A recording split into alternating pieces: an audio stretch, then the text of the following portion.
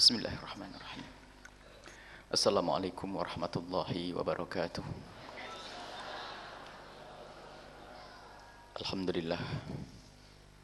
Nahmaduhu subhanahu wa ta'ala hamdan yuwafi ni'amahu wa yukafi'u mazidah. Ya Rabbana lakal hamdu kama yanbaghi li jalali wajhika wa 'azimi sultanik.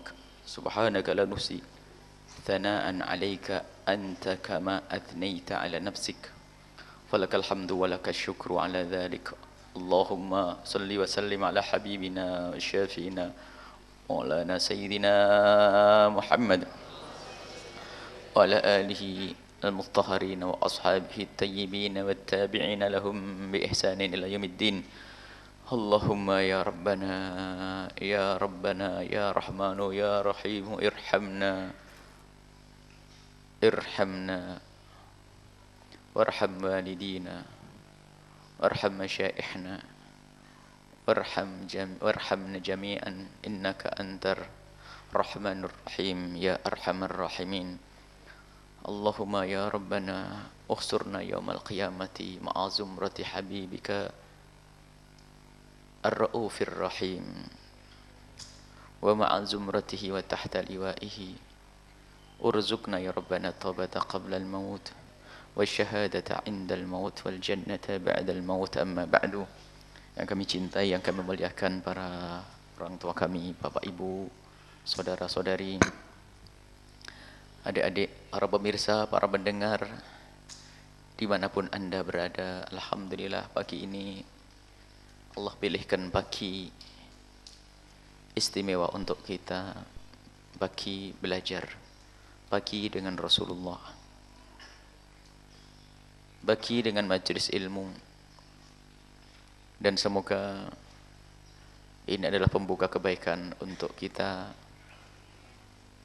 Dan semoga pertemuan-pertemuan seperti ini bisa terus istiqamah. Bukan saja di dunia, akan tapi kita berharap ada pertemuan khusus kelak di saat kita berada di padang mahsyar bersama Nabi Muhammad sallallahu alaihi wasallam, dikiring bersama bendera Nabi Muhammad hingga kelak kita di surga. Kalau hari ini kita membaca hadis Nabi, akan tapi kita kelak ingin di surga langsung melihat Nabi sallallahu alaihi wasallam. Dan syukurilah keberadaan kita seperti ini, dan ini adalah betul-betul istimewa. Karena hari ini adalah hari lalai. Hari ini adalah hari banyak orang lalai. Mulai dari kemaksiatan yang sudah direncanakan atau yang tiba-tiba datang karena di hari ini banyak digelar kemaksiatan.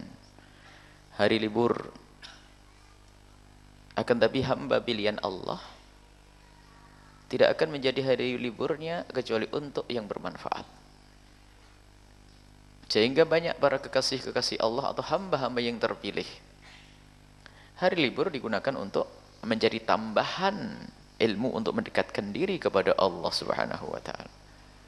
Dan termasuk yang kita saksikan yang ada pada saat ini, ada di antara orang tua yang cerdas. Jadi mereka ingin berlibur di hari libur. Akan tapi ini beberapa yang sering cerita kepada kami. Dia mewajibkan dengan anak-anaknya untuk mampir di majelis ini, baru setelah itu nanti mau nyantai kemana. Akan tapi dimulai dengan majelis mulia, muqaddimah majelis mulia. Setelah itu mau belanja kemana? Akan tapi dibiasakan. Jadi dikenalkan anak-anaknya ke tempat yang mulia. Dan sungguh itu adalah orang tua yang cerdas. Tapi ada yang mulai semalam sudah tidak tahu di tempat maksiat. Dan bapaknya tahu anaknya mau pergi kemana. Na'udzubillah. Semalam sudah di tempat maksiat, hari ini pun sudah merencanakan maksiat lagi. Semoga Allah memberikan bimbingan kepada kita dan mereka semua. Baik, kita langsung kepada kitab Riyadhus Shalihin dengan hadis-hadis Nabi sallallahu alaihi wasallam yang kita masih di dalam bab ar-raja, memupuk harap agar kita selalu berharap prasangka baik kepada Allah Subhanahu wa taala, sehingga semuanya kebuka di matanya pintu keselamatan, kebuka di matanya pun pintu kasih sayang Allah di saat kita masuki pintu namanya raja yang sangat luas.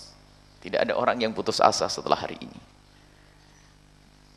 Dan tidak ada orang yang berhenti dalam keterpurukannya hari ini.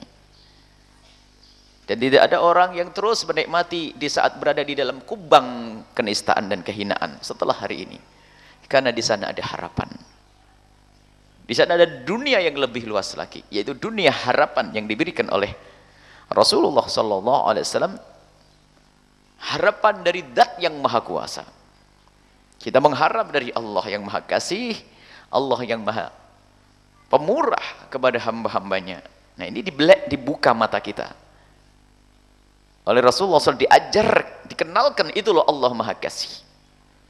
Allah tidak akan membiarkan hambanya dalam keadaan tidak benar. Allah beri kepada kita bermacam-macam anugerah yang tujuannya adalah dengan anugerah itu untuk digiring, dipermudah untuk kembali kepada Allah Subhanahu wa taala. Tapi yang tidak sadar itu semua anugerah yang diberikan oleh Allah digunakan untuk kemaksiatan, sesatlah. Apa yang Allah berikan kepada kita? Macam-macam anugerah. Macam-macam anugerah. Macam-macam karunia. Selama ini barangkali yang terbaca, sering terlihat karunia itu hanya bentuk materi yang melimpah atau pangkat. Dan itu memang bagian daripada anugerah Allah. Akan tapi apa yang ada pada kita ini adalah anugerah. Kesehatan, mata, telinga, semuanya ini anugerah dan karunia. Lah Allah melengkapi kita dengan itu semuanya, tujuannya adalah apa? Untuk kita bisa lari kenceng menuju ridha Allah Subhanahu wa taala. Cuman yang tidak sadar dengan ini semuanya, sering digunakan harta kekayaannya untuk menunda dia masuk surga, atau bahkan untuk menjadi penghalang baginya untuk masuk surga Allah Subhanahu wa taala. Diberi oleh Allah pangkat seharusnya jadikan kendaraan untuk meluncur menuju ridha Allah, akan tapi ternyata pangkatnya menjadi sebab ia terhenti dan tidak sampai kepada Allah. Diberi banyak kesehatan, diberi banyak karunia kesehatan dan segala macam, tapi itu semua yang seharusnya yang Allah berikan kepada kita sebagai pelengkap, sebagai pendorong, pendukung untuk kita menuju Allah. Tapi dasar manusia itu adalah manusia yang sengsara, terhinakan, sehingga tidak mengerti itu semuanya, lalu digunakan untuk yang Allah murkai. Semoga ini kita tergolong sebagai hamba-hamba yang cerdas, yang sadar, sehingga akan menggunakan semua karunia yang Allah berikan untuk kita adalah sebagai tangga untuk menuju kemuliaan di hadapan Allah Subhanahu wa taala. Allah Maha Kasih, Allah Maha Pemurah. Mari kita lanjutkan membaca riwayat-riwayat dari Nabi sallallahu alaihi wasallam. Dalam bab roja kita sudah sampai kepada hadis yang ke-418 dari kitab Riyadhus Shalihin, babur roja. Wa an Itban, ada yang mengatakan Utban bin Malik radhiyallahu anhu, wa huwa mimman syahida Badran. Itban atau Utban adalah orang yang pernah menyaksikan perang Badar, dan ada kabar gembira dari Allah, yang menyaksikan perang Badar akan diampuni oleh Allah. Qala, beliau berkata, kuntu usolli liqaumi Bani Salim. Aku adalah seorang yang salat dengan kaum. Aku salat dengan kaumku dari kaum Bani Salim.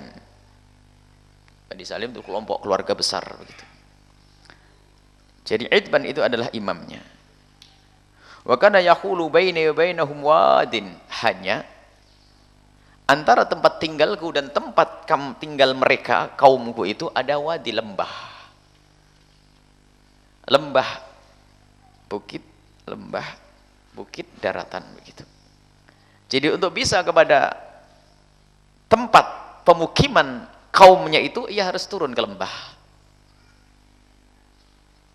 Wa idza ja'atil amtar, dan jika datang hujan, fayashukku alayya ijtiyazuhu, maka susah bagiku untuk menyeberangi lembah tersebut. Kalau dalam keadaan kering, benak memang turun, saya meniti, terus naik lagi. Tapi di dalam keadaan hujan, ada banjir, sehingga aku tidak bisa nyebrang.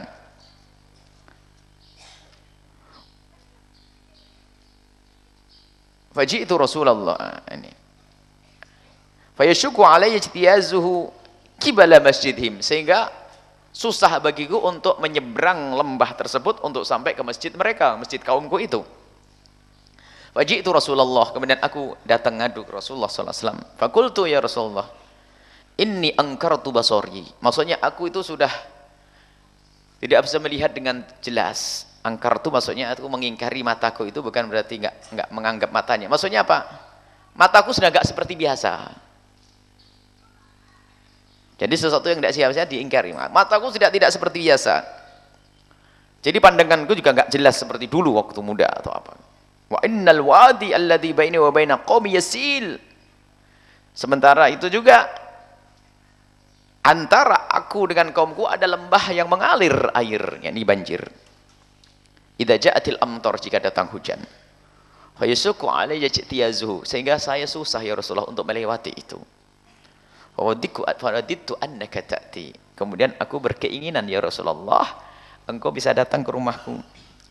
Tusalli fi baiti, engkau salat di rumahku. Makanan, di satu tempat, attakhiduhu musalla, yang bisa aku jadikan tempat salat di saat aku tidak bisa pergi ke masjid. Faqala Rasulullah sallallahu alaihi wasallam, kemudian Nabi bersabda, Nabi berkata, sa'af'al, baik, aku akan lakukan itu. Aku akan datang ke rumahmu.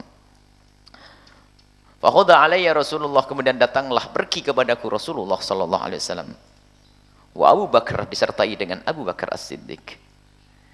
Nabi diminta, ya Rasulullah, aku pengen kau sholat di rumahku. Kau sholat di rumahku untuk aku jadikan tempat bekas sholatmu itu musola, untuk aku jadikan sholat. Untuk sholat di situ. Datang Sayyiduna Rasulullah bersama Sayyiduna Abu Bakar As-Siddiq. Ba'da masydaddan nahar, setelah siang semakin kuat. Setelah siang semakin kuat panas, asta'dana Rasulullah, kemudian Rasulullah minta izin. Fa'adzintu lahu, kemudian aku izinkan. Falam yajlis, Nabi tidak duduk hatta qala, sampai Nabi itu bertanya, aina tuhibbu an usalliya min baitik? Di mana tempat yang engkau suka untuk aku salat di rumahmu? Mana tempat yang engkau sukai agar untuk bisa aku salat di situ? Fa asyartu lahu ilal makan alladhi uhibbu an yusalliya fihi. Kemudian aku mengisyaratkan kepada satu tempat yang aku ingin Nabi salat di tempat tersebut. Faqama Rasulullah, kemudian Rasulullah berdiri. Fakabbar, kemudian bertakbir, Allahu Akbar. Wasaffafna wara'ahu, kemudian kami salat di belakangnya. Fasalla raka'atain, kemudian salat 2 rakaat. Sallama, kemudian ucapkan salam. Wasallamna, kemudian kami salam. Hina sallama, tatkala Nabi Muhammad salam, kami mengikuti salam. Fahabistuhu, kemudian aku tahan Nabi Muhammad ala khaziratin, kepada makanan yang terdiri dari apa namanya, tepung yang dicampur dengan minyak. Sudah, pokoknya makanan kue deh. Kalau bahasa sekarang ya macam-macam kue. Lagi kue Indonesia pokoknya ya ada tepung dicampur minyak, dibuat diolah kayak roti begitulah. Tusna' lahu, yang sengaja dibuat memang untuk Rasulullah. Karena aku tahu Nabi bakal datang, maka kami persiapkan makanan untuk Rasulullah. Fa sami'a ahlud dari, kemudian orang di kampung itu pada dengar anna Rasulullah fi baiti, kalau Nabi ada di rumahku. Fathaba, pada datang rijalun, orang-orang minhum dari mereka, hatta kathura rijalu, sampai banyak orang di situ, fil baiti, di rumah. Orang penuh dengan orang rumahku. Faqala rajulun, ada satu orang yang nyeletuk tanya, ma fa'ala Malik la arah. Ada satu orang namanya Malik bin Tukhaishan namanya. Mana Malik? Ada satu orang, tetangga itu pada ada semuanya, kok ada satu orang namanya Malik kok enggak ada? Mana Malik?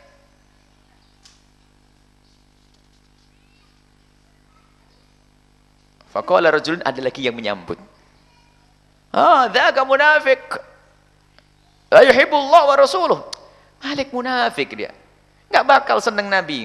Nabi datang ke sini enggak bisa datang. La yuhibbullah, enggak cinta Allah, enggak cinta Rasulnya. Faqala Rasulullah sallallahu alaihi wasallam menjawab, la taqul dzalik, jangan ngomong begitu. Ala tarahu qala, bukankah kau sudah melihatnya?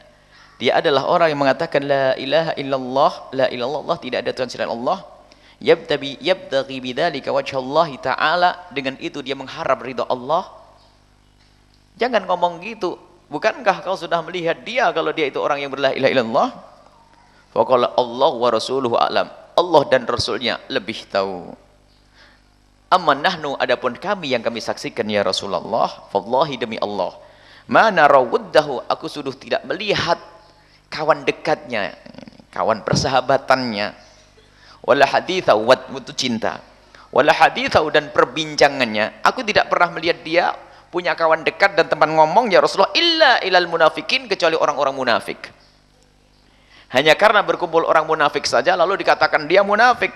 Faqala Rasulullah, kemudian Rasulullah bersabda, fa innallaha qad harrama 'alan nari, Allah mengharamkan api neraka, mangqala, siapapun yang mengucapkan la ilaha illallah, la ilallah, yabtahi bidzalika wajhallahi, karena mengharapkan Allah Subhanahu wa taala.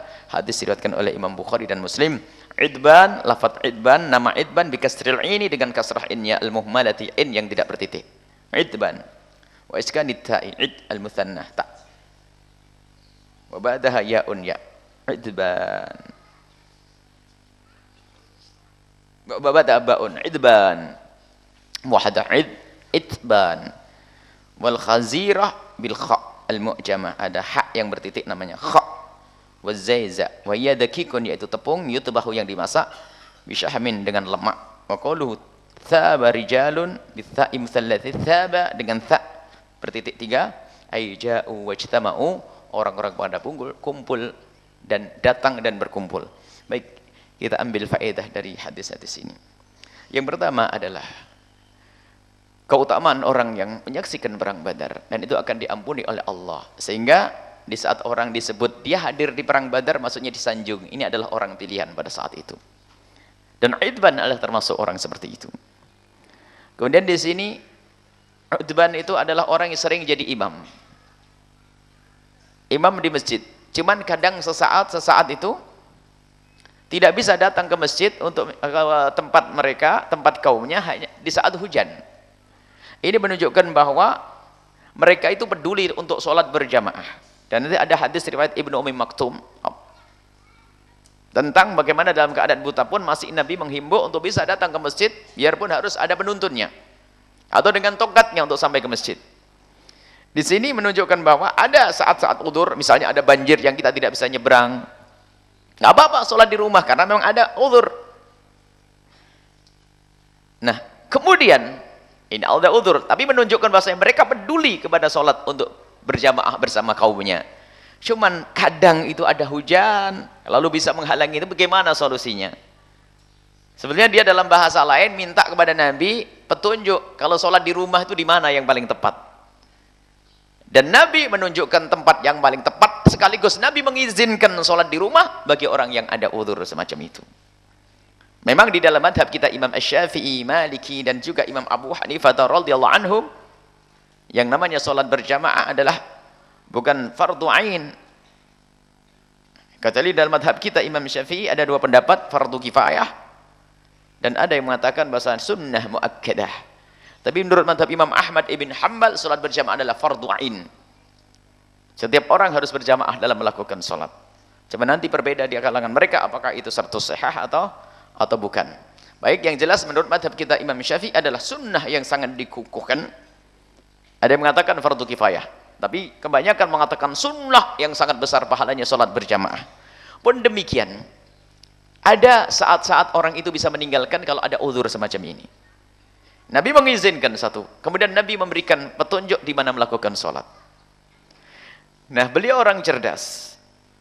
Idban orang cerdas, minta ya Rasulullah, kalau seandainya engkau bisa datang untuk sholat di tempatku. Dan ini akhlaknya Rasulullah. Orang baik pengen niat baik, didatangi baik, saya akan datang, aku akan sholat di tempatmu nanti. Lalu Nabi melakukan sholat. Dan ini diambil faedah oleh para ulama, tabarruk dengan bekasnya Nabi SAW. Dan selamanya idban, kalau di rumah sholat-sholat sunnah, di tempat sholatnya Nabi SAW. Dan ini difahami bahasanya tabarruk, ngambil berkah itu ada. Jadi berkah dari Nabi SAW. Dan termasuk berkahnya para ulama, karena ulama sambung dengan Nabi, biarpun tidak secara langsung. Lalu Nabi melakukan sholat. Dan di saat Nabi melakukan sholat, diikuti oleh Uthman dan Sayyidina Abu Bakar As-Siddiq. Dan ini adalah cara bagaimana kita menyusun barisan di dalam sholat. Jadi makmum itu hendaknya di belakang jika lebih dari satu. Kalau makmumnya satu baris dengan imam, imamnya sedikit saja maju dan di kanannya. Jangan salah ini ya. Jadi kalau kita berdua sebaris dengan imam, tapi ini kan berdua di orangnya makmumnya. Uthman dengan siapa? Dengan Sayyidina Abi Bakar Siddiq, dan mungkin ada orang lain lagi di situ. Maka di belakang. Nah, ini difahami oleh para ulama bahwa sholat sunnah, ini Nabi Muhammad lakukan sholat sunnah, bukan sholat fardu.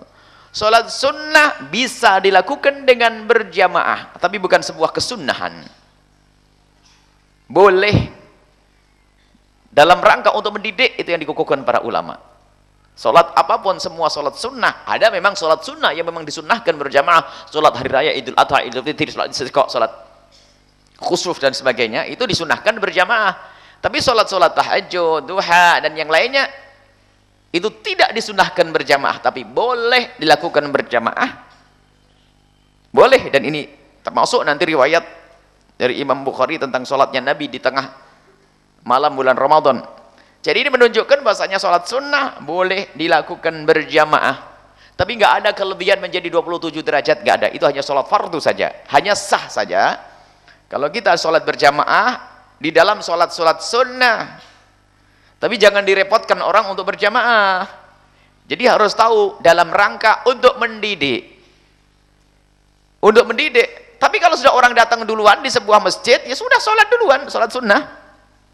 Jangan sampai nunggu lalu nongkrong bengong, imamnya lambat lagi. Nah, jadi kalau sholat sunnah kapan saja. Cuman ini barangkali ada orang yang belum biasa, maka dibimbing.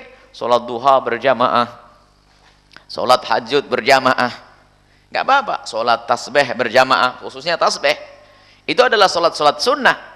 Dan melakukan itu semua dengan berjamaah bukan bid'ah. Yang mengatakan bid'ah ini melanggar Nabi SAW. Sahabat Nabi melakukan sholat sunnah berjamaah dengan Nabi, tapi Nabi tidak menyanjung, tapi Nabi juga tidak melarang. Dibiarkan begitu saja, sah dan boleh. Apalagi dalam rangka untuk mendidik anak-anak kita. Tawaduknya Nabi datang dan melakukan sholat tersebut. Dan memang hendaknya kita senang jika ada bekas-bekas orang soleh di tempat kita. Karena orang soleh itu sudah akrab dengan rahmat Allah. Dari dosanya sedikit, panjatan doanya sering dikabul oleh Allah, maka di saat dia melakukan sholat di satu tempat, maka malaikat rahmat yang turun. Dan ini pun ternyata tidak dilakukan oleh seorang nabi yang bernama Nabi Zakaria. Di saat tahu Sayyidah Maryam itu punya kelebihan di tempat ibadahnya itu, kok ternyata Sayyidatuna Maryam itu mendapatkan makanan. Di saat musim panas ada makanan musim dingin. Ibaratnya kalau nggak musim duren ada duren, nggak ada rambutan ada rambutan. Itu nggak ada musimnya kok ada buah. Anna laki hada, dari mana kau dapat itu? Dia mendapat ini dari Allah. Terkagum Sayyidina Zakaria. Akhirnya di saat Siti Maryam pergi, Sayyidina Zakaria berdoa dan memohon di tempat tersebut. Lihat ayat sunnah. Disitulah da'a Zakaria Rabbahu. Sayyidina Zakaria memohon kepada Allah Subhanahu Wa Taala. Ini menunjukkan tabarruk, ngambil berkah dengan bekasnya orang soleh. Ada orang yang membatasi, ini hanya untuk Nabi saja dalam hadis ini. Selain Nabi nggak boleh. Bid'ah. Selain Nabi tidak boleh. Dari mana keterangan itu? Apakah Siti Maryam Nabi selama ini? Siti Maryam bukan Nabi, disepakati itu. Siti Maryam bukan Nabi. Hanya ada riwayat katanya Nabi. Siti Maryam bukan Nabi dan Rasul. Dan Sayyidina Zakaria adalah seorang Nabi. Tahu ini adalah tempat berkah. Kenapa? Ada tanda berkah. Siti Maryam doanya dikabul oleh Allah, dicintai oleh Allah, sampai ada makanan-makanan yang ada pada Siti Maryam tidak ada mengirim, langsung datang dari langit Allah. Maka ini ada sebagian orang yang sadar akan tabarruk ngambil berkah dari Nabi, cuman masih saja akal dengkinya muncul, kemudian mengatakan selain Nabi tidak boleh dan itu syirik. Waduh, habislah. Kita baca beberapa buku dari mereka, di saat bertemu dengan hadis yang semacam ini, mereka nggak bisa ngomong, harus berkata tentang ngambil berkah dari Nabi SAW. Termasuk jubahnya Nabi, termasuk barang-barang peninggalan Nabi. Itu kan peninggalan Nabi, tapi berkahnya ente apa?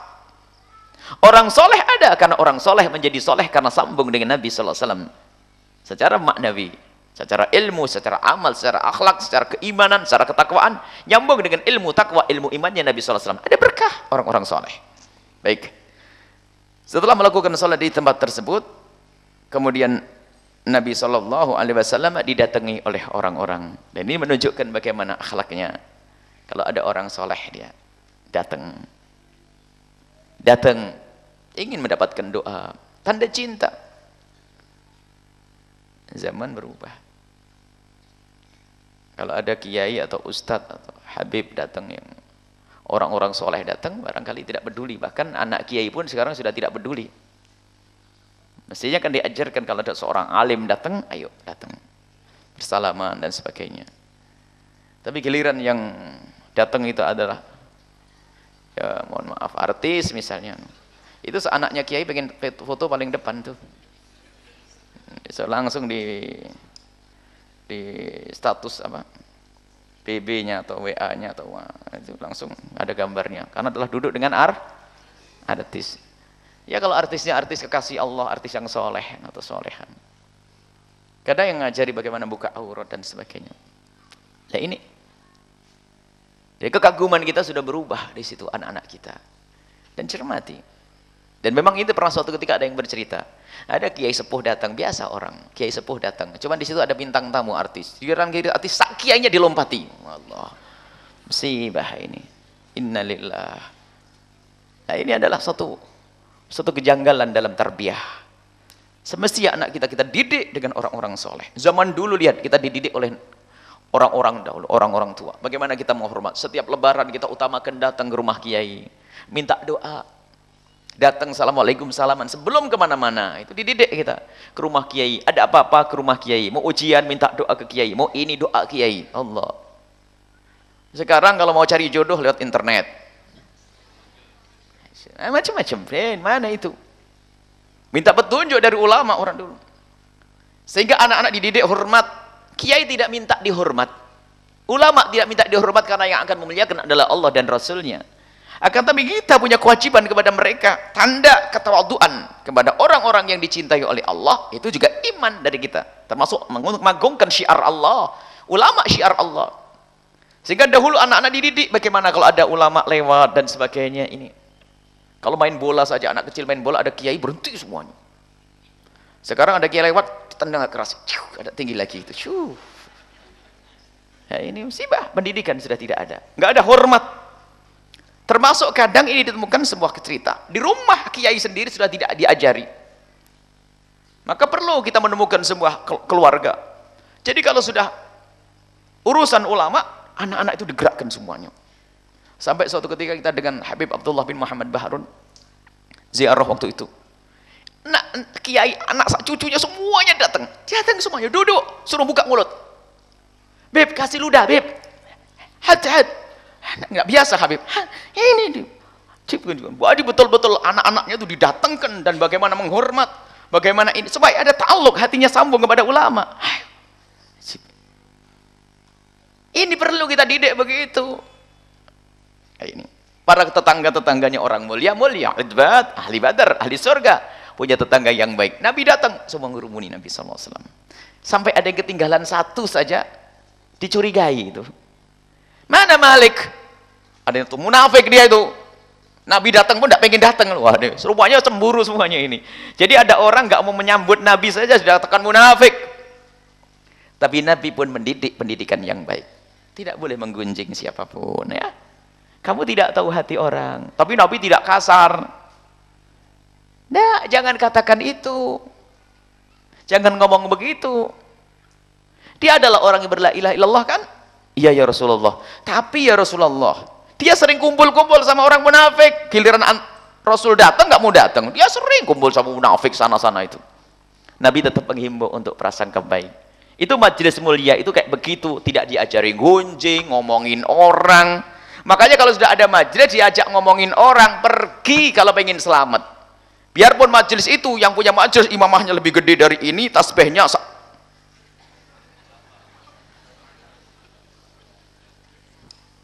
siwaknya satu pentung kita. Enggak, kalau sudah diajari gunjing, lihat musibah akan Allah timpakan biarpun di dalam rumah kita sendiri. Naudzubillah. Makanya ibu harus sayang sama orang-orang yang suka gunjing ibu bapak itu. Doain semoga Allah tidak menghukum, mendatangkan musibah kepada mereka. Kami dididik oleh guru bahwasanya kalau ada orang gunjing kamu, tolong minta ya Allah jangan kau timpakan musibah kepada mereka. Sebab kalau orang gunjing itu gampang ditimpa musibah. Sehingga kita ya Allah kalau ada orang gunjing kami zalim sama kami ampuni, jangan kau timpakan musibah. Karena besar. Dan kita pun tidak bisa menghalangi kalau dia tidak tobat, makanya jangan biasakan. Nabi lihat. Ini mau menggunjing ngomong, dia munafik ya Rasulullah. Tidak, tapi Nabi bahasa halus. Bahasa halus tidak. Dia adalah orang ahli la ilaha illallah. Engkau Allah dan Rasul lebih tahu, tapi kami melihat dia itu suka begitu. Bukan urusanmu. Urusan hati. Kita tidak boleh mengatakan orang itu munafik. Kalau disebutkan dalam hadis-hadis Nabi tentang tanda-tanda orang munafik, itu bukan untuk engkau melihat orang lain. Bukan, itu salah. Itu matanya mata salah. Akan tapi Allah dan Rasulnya memberikan peringatan Anda ada tanda-tanda orang munafik untuk engkau melihat dirimu sendiri. Sebab urusan munafik adalah di dalam hati seseorang. Nggak perlu kita. Kalau orang lagi sholat jangan diprasangkai buruk. Orang berbuat baik prasangkai buruk, nggak benar. Orang melakukan ini. Jadi kalau sudah hati busuk, kotor, dengki, habislah semuanya. Biar lagi sholat pun, sholat. Kita tidak diajari untuk prasangka buruk. Orang mungkin melakukan kesalahan. Kemarin adalah penjahat, nggak benar. Kalau ke masjid, jangan bilang, paling mau nyuri kotak masjid. Ya nggak usah ngomong gitu. Tinggal kita jaga kotak masjid, yang itu saja, biarin dia ke masjid. Nggak usah bilang dia pencitraan, kan ada istilah pencitraan. Orang lagi sholat, hadir maulid misalnya, atau orang tempat mulia, kita doa, biarpun di hari kemarin, ini tanda kutip ya, biarpun di hari kemarin nggak bener dia pencuri, maling semuanya, tapi kalau sudah kelihatan di masjid, majelis mulia, kita bersyukur ya Allah, semoga berkat ini mendapatkan hidayah dari Allah Subhanahu Wa Taala. Cuman dasar hati busuk dan kotor, kadang-kadang ini perampok ngapain di sini? Jangan-jangan mau melihat, tidak begitu kita dididik. Orang hari kemarin jahat jelek, dan mungkin kemarin kita sangat tidak setuju dengan dia karena perilakunya yang tidak benar. Tapi kalau sudah kelihatan di masjid atau tempat yang mulia, kita bersyukur. Semoga ini awal hidayahnya. Jangankan sudah sholat, Nabi dengan Abu Jahal. Ini pendidikan akhlak. Sebab kadang kita punya grup WhatsApp, kita sering dimasukkan grup. Kadang-kadang kita diajak ngomongin ya gak jelas. Sehingga kami tidak pernah membalas satupun. Ngomongin ini, sesaat pejabat ini, pemerintah itu, ini, pusing saya. Hampir tidak ada. Yuk kita berdoa semoga ada pejabat masuk masjid dicurigai, ada ini masuk ini. Ini mana akhlak Nabi SAW? Kalau sudah masuk masjid, alhamdulillah. Kalau bila suruh masjid ke sini nanti, kita kekotoran itu. Sementara munafik dan semuanya adalah untuk melihat diri, bukan untuk melihat orang lain. Ini perlu akhlak yang baik kita. Makanya jangan duduk dengan orang yang suka menggunjing. Jangan duduk dengan orang yang suka prasangka buruk. Orang berprasangka buruk itu tidak bisa dijelaskan. Sebab dia senang yang tidak jelas. Orang berprasangka buruk nggak bisa dijelaskan. Karena dia lebih senang dengan yang tidak jelas. Kita jelaskan begini. Bayang di belakangnya ada lagi. Terus. Makanya kita berdoa, ya Allah jauhkan saya dari orang yang suka prasangka buruk. Jauh sejauh-jauhnya. Maka ya tidak. Kita memang banyak beberapa tempat yang harus kita tinggalkan. Karena apa? Saya merasa banyak dosa. Amal saya sedikit. Terserah orang ngomong apa, wah Buya itu memutus tali persaudaraan, nggak mau hubungan lagi, ini itu dan sebagainya. Bukan apa, karena saya itu amalnya sedikit. Ibadah sholat malam masih kalah dengan ibu-ibu. Sebab biasanya ustadz itu ibadahnya selalu kurang, alasannya banyak dakwah. Itu naudzubillah. Semoga Allah mengampuni saya ini. Nah, alasannya banyak dakwah sehingga banyak hujah untuk sholat malam. Capek, ini kan kamu ceramah. Jadi kata iblis, kamu sudah ceramah sudah pahalanya gede, sholat malamnya nggak usah. Itu kan setan yang berbisik. Lah saya sudah amalnya kayak sedikit begitu, hadir ke satu tempat diajak ngomongin orang, aduh habislah. mohon maaf, saya akan sembunyi saja. Saya kumpul dengan bapak-bapak, ibu-ibu, orang-orang soleh baik. Setelah itu saya ke kamar, saya pergi melancong ke negeri sana. Aduh, aman saya. Di kereta api nggak kenal sama orang, sudah. Nggak gunjing siapa-siapa. Ya, aman sudah. Duduk di forum tertentu, jangan-jangan diajak ngomongin. Aduh, rusak. Eman amalnya. Amal sedikit. Allah. Akan tapi ternyata kita harus dihabiskan dengan omongan-omongan yang tidak berguna. Pergi kita pergi ke sana aman. Jadi sepanjang perjalanan saya itu paling yang perlu jaga mata saja. Nah, sebab kemaksiatan sekarang diumbar di pinggir jalan, sudah jaga mata. Ada pun masalah obrolan insya Allah nggak gunjing, sudah aman. Orang nggak kenal siapa ini siapa itu, aman. Ketemu orang baru di sana sudah aman. Orang baru yang nggak kenal macam-macam. Tapi kalau sudah kumpul sama yang kenal, kadang-kadang kita perlu hati-hati. Ibu kenal sama orang yang sama kenal. Kamu tahu enggak yang itu teman kita yang dulu tuh? Ya. Itu dulunya Masya Allah. Sampai sekarang belum berubah. Itu kualat gara-gara habis 1 jam. Karena pernah kenal. Ya habis. Coba. Sadar enggak Bu? Gitu kan? Bener. Bener, saya begitu. Saya bagaimana kalau kumpul sama orang-orang sama kenal, kadang-kadang kemana-mana. Dosa masa lalu pun dibuka kadang-kadang. Kita perlu uzlah. Uzlahnya model baru deh, ya deh. Uzlah model baru. Tidak banyak bergaul dengan orang yang kira-kira di situ banyak ngomongin orang. Harus dihindari majelis macam. Harus. Kalau tidak, Allah akan timpakan musibah di dalam rumahmu sendiri. Allah. Kita tidak ingin ada musibah. Kemudian jangan prasangka buruk kepada seseorang. Prasangka buruk. Prasangka buruk itu masuk bab fitnah. Berkembang nanti dari prasangka fitnah. Tidak begini diomongin begitu. Paling enak itu difitnah. Langsung digaji kontan sama Allah Subhanahu wa taala. Difitnah begini, fitnah begitu. Ini bakal dapat rezeki nih, stay nih. Dibilang begitu alhamdulillah.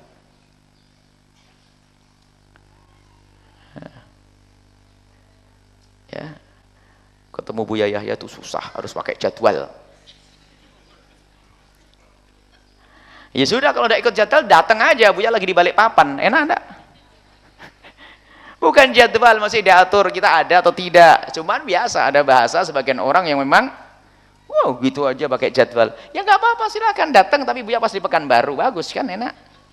Wong hari di sini paling Sabtu pagi, Ahad pagi, sore sudah hilang, malam Selasa ada, Selasa pagi sering hilang. Lah kalau pakai jadwal gimana? Nanti. Jadi alhamdulillah, jadi alhamdulillah yang ketemu yang tidak. Tapi insya Allah ya, husnudonnya orang, kebaikan itu ternyata bukan dari orang yang didatangi. Orang yang datang dengan husnudon, Allah akan beri. Kalau melihat dari sini nggak ada apa-apanya. Kalau seandainya dibuka oleh Allah apa yang ada di dalam diri, tidak ada yang mau datang. Semoga Allah ngampuni saya. Sampai dikatakan ada orang pengen datang ke orang yang dianggap soleh.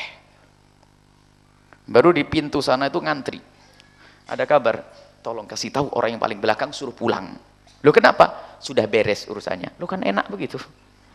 Husnudonnya bener, yang lain itu kedumul mereka itu repotnya ngantri jam lama banget. Yang di belakang tuh ceneng. Disuruh diberi dapat ilham, kasih tahu orang yang paling belakang suruh pulang, hajatnya dikabul. Bener. Dia punya utang, tanya apa? Ada orang sudahlah utangmu tidak usah dibayar. Hajat dengan husnudon. Makanya datang ke tempatnya orang soleh suudon, mau dapat apa? Kadang tidak harus ketemu, tapi niatnya sudah ketemu. Karena kita yang memberi solusi bukan manusia ini. Cuma wasilah saja. Artinya dekat dengan orang soleh, datang ke orang soleh akan mengundang pertolongan Allah. Selesai. Sampai kadang ngobrol tok dengan orang soleh, pulang ada solusi. Tidak harus kasih duit. Ya nggak punya duit lah. Pak Kiai pada nggak punya duit. Punya utang, saya punya utang. Ngerti, datang ke Kiai itu kalau cerita utang bukan minta dibayarin, kita ngerti. Itu, cuman itulah ketulusan orang yang baik. Jangan berprasangka buruk. Lihat, ada orang mau berprasangka buruk, ditahan Rasulullah. Tidak, jangan begitu. Jangan begitu, bukankah dia adalah ahli la ilallah? Dia saudaramu. Nggak pantas kau berprasangka buruk semacam itu. Rupanya masih nekat. Ya Rasulullah, tapi dia sering kumpul sama orang yang tidak baik. Baik. Lalu dikukuhkan Nabi,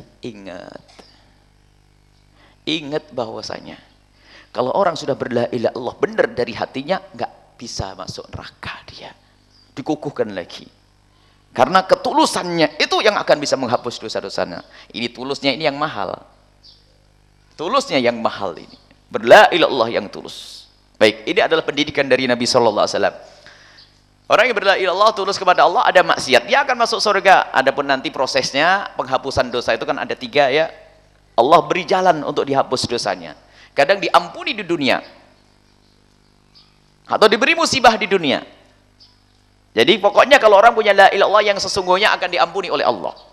Akan masuk surga. Benar la ilaha illallah dari hatinya. Karena Allah. Dengan kenal Allah, lihat.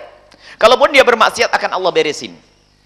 Sebab untuk beresin dosa itu ada 3. Intinya dia akan selamat masuk surga. Di dunia adalah diberi oleh Allah musibah. Karena orang ini banyak dosa tapi iman. Banyak dosa tapi jarang istighfar nih, gimana Chan? Allah tidak ingin menghukum di akhirat, sudah ditimpakan musibah kepadanya. Sakit ini, sakit itu, habislah dosanya. Atau tiba-tiba dia rajin untuk beristighfar, minta ampun kepada Allah. Lah ini kalau di dunia dihapus, di akhirat tidak bakal ditanya.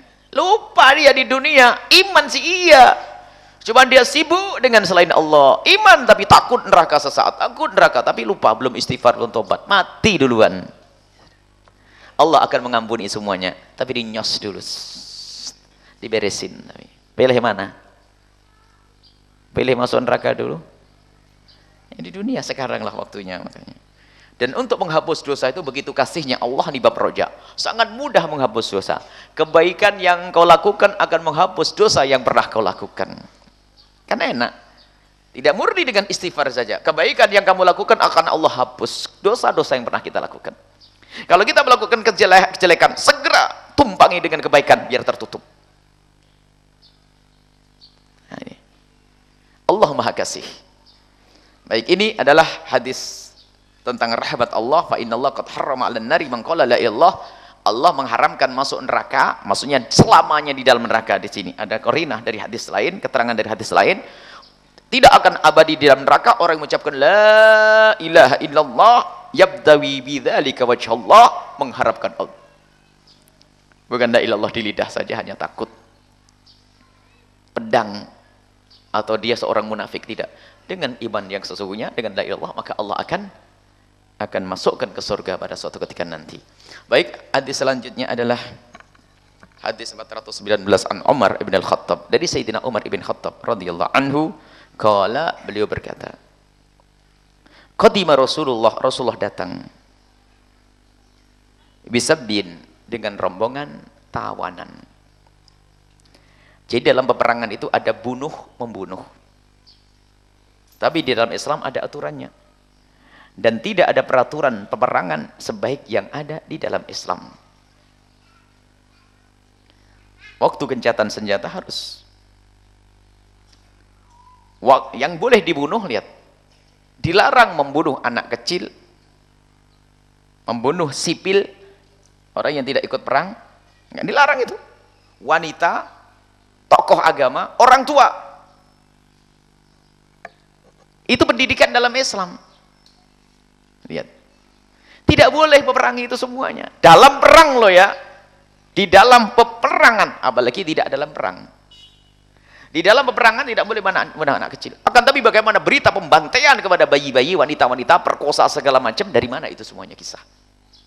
Alhamdulillah tidak, bukan dari Islam itu. Karena Islam tidak mendidik yang semacam itu. Nah, kemudian tawanan, ada pasukan kaum muslimin ditangkap jadi tawanan. Tentunya kalau dari mereka ketangkap juga sama jadi tawanan. Jadi ada dalam tawan menawan itu ada. Tawanan perang ada. Kemudian nanti karena kaum muslimin kalau sudah ditawan akan dijadikan budak. Maka dari mereka yang ditawan oleh kita bisa kita jadikan budak. Yang bisa diperjualbelikan. Karena apa? Tidak mungkin kita tidak melakukan itu, karena apa? Orang kita dijadikan budak, kalau kita tidak bagaimana? Baru nanti akan tukar-menukar. Kembalikan orangku, aku kembalikan orangmu. Nah, ini untuk damai nanti. Jadi perbudakan di dalam Islam bukan diadakan karena ingin mengadakan perbudakan, tidak. Jadi perbudakan di dalam Islam ada karena untuk mengikuti hukum dunia itu. Waktu itu dunia sudah hukum perbudakan, peperangan budak, perang budak. Gak mungkin Islam, orang Islam ditangkap jadi budak, mereka ditangkap tidak jadi budak. Gak adil ini, maka Islam akan habis nanti.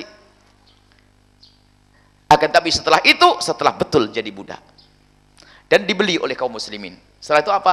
Himbauan untuk memerdekakan budak. Sampai ternyata yang pertama kali menghentikan perbudakan adalah juga Islam. Sampai hari ini sudah nggak ada lagi perbudakan. Kecuali nanti terjadi sebuah perangan, kemudian tertawan dari mereka, muncul lagi perbudakan. Lah ini di dalam Islam. Ada rombongan tawanan. Ternyata di antara mereka, fa'idam ra'atun minasabyi tas'a. Ada seorang perempuan dari tawanan perang tersebut berjalan. Itu wajadat sabiyan fis sabyi, menemukan bayi kecil di dalam tawanan. Fa akhadathu, kemudian bayi itu diambil. Fa alzaqathu bi batniha, kemudian didekatkan di perutnya, didekap. Fa arda'athu, disusui. Faqala Rasulullah sallallahu alaihi wasallam, Rasulullah bersabda kemudian, "Atarawna hadhil mar'ah?" Apakah yang kau lihat dari perempuan ini? Apakah kira-kira engkau bakal melihat perempuan ini tarikhatun waladaha finnar? Mungkinkah perempuan yang seperti ini bakal melempar bayinya sendiri ke neraka, ke api? Qulna la wallah, enggak mungkin. Faqala, kemudian Rasulullah bersabda, Allahu arhamu bi ibadi min hadhihi bi waladiha. Allah lebih kasih kepada hambanya daripada perempuan ini kepada anaknya. Muttafaqun alaih. Jadi ceritanya, seorang wanita melihat bayi kecil, dan bayi bukan bayinya. Tiba-tiba tersentuh hatinya. Wanita tersebut, kasih sayangnya yang ada di dalam hati wanita tersebut. Bagaimana dengan kasih sayangnya? Diambillah bayi tersebut, kemudian dipeluk dan disusui. Nabi akan selalu mengajak tadabbur, tafakkur, ngerenung. Nabi mengingatkan, lihat, pemandangan unik atau tidak? Kasih sayangnya seorang wanita manusia kepada bayi kecil. Itu bayinya orang. Dengan bayinya orang saja punya kasih sayang, bagaimana dengan bayinya sendiri? Kira-kira kebayang enggak kalau ada seorang ibu melempar bayi ke neraka? Kalau ibu ini loh, ibu ini yang dilihat itu, kira-kira mungkin enggak punya anak lalu dimasukkan ke api? Tidak mungkin. Bayinya orang saja didekap, dipeluk, nggak mungkin. Itulah kasih sayang di dalam hati. Dan Allah lebih kasih daripada orang tersebut. Jadi di saat ada satu kejadian dihubungkan. Cerdas, lihat bagaimana hebatnya orang membuat ini semuanya. Oh, luar biasa.